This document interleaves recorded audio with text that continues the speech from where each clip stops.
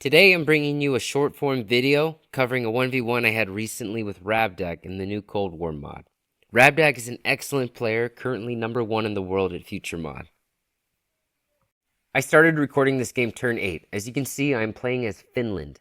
Finland's traits are militaristic and agricultural, and their unique unit is Finnish Sniper, named after the White Death, who was one of the deadliest snipers in history from the Finnish-Russian War during World War II. This game I chose communism as my government. As you can see, the island I spawned on is low on food and resource poor. Communism allows me the flexibility to spread out my empire far apart or even on other islands if I want. This game, I'm going to show you why communism is an excellent choice on Archie maps or even in general. The first thing I do is make CommuGran, which is a cheap granary unique to communism government. I follow this up with a 15 shield Commu airport while my city grows. This will allow me to airdrop settlers from the capital if I need to. Instead of making settler right away, I chose to make several workers to begin improving my tiles. Part of the reason for this is that it is useful to have improved tiles, and part of the reason is that chopping settlers guarantees the least amount of shield waste.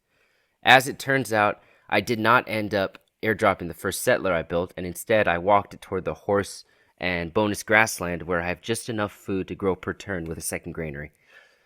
The next thing I make in my cap is a frigate, which is a very solid unit for Archie maps. This is because frigates can take advantage of wartime shields, can deter early enemy boats, and can scout the map early. I immediately send the frigate west in search of my opponent.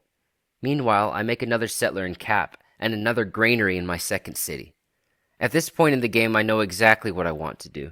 The plan is to load a worker on a boat, find Rabdag, and drop an airbase on him while slaving bombers at home.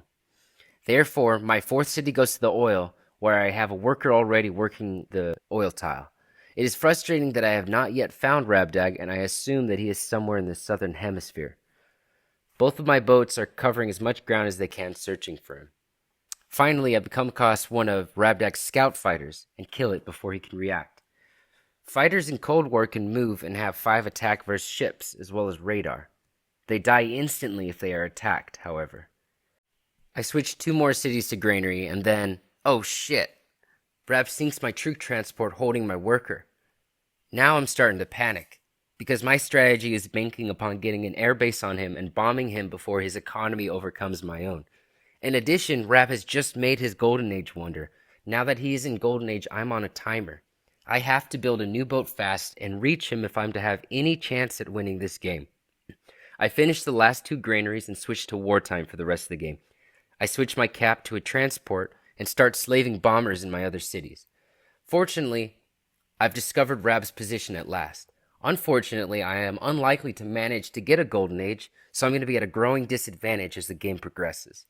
I do put my 1 Finnish sniper on the boat just in case. Finally, I reach Rab's island and I manage to land my worker and units. I waited until the end of the turn to make the airbase and move all my bombers to the base. I used my explorer to scout as much as I could, but I got blocked by barbarians and his workers. This means that I don't make it as far as I wanted to in his land. Fortunately, I do see enough to start bombing, and I start cratering his land. Each tile I bomb next to the Fog of War grants me 1 extra tile of vision, which reveals the rest of his land. And that's how I discover his cap. Unfortunately, that's how I discover that I am just out of bombing range of his cap.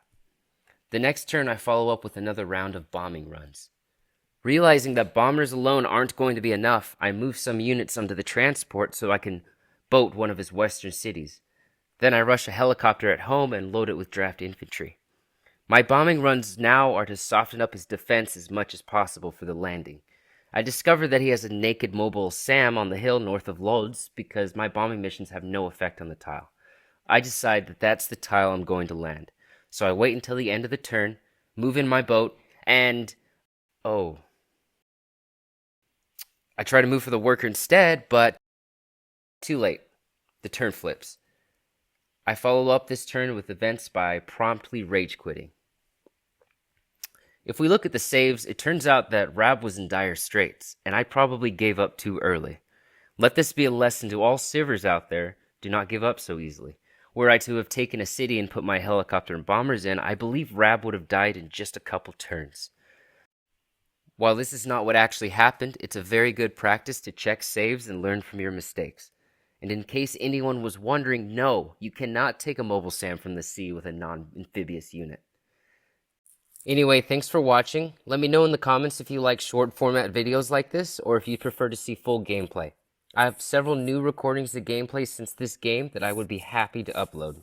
I hope you enjoy the rest of your day.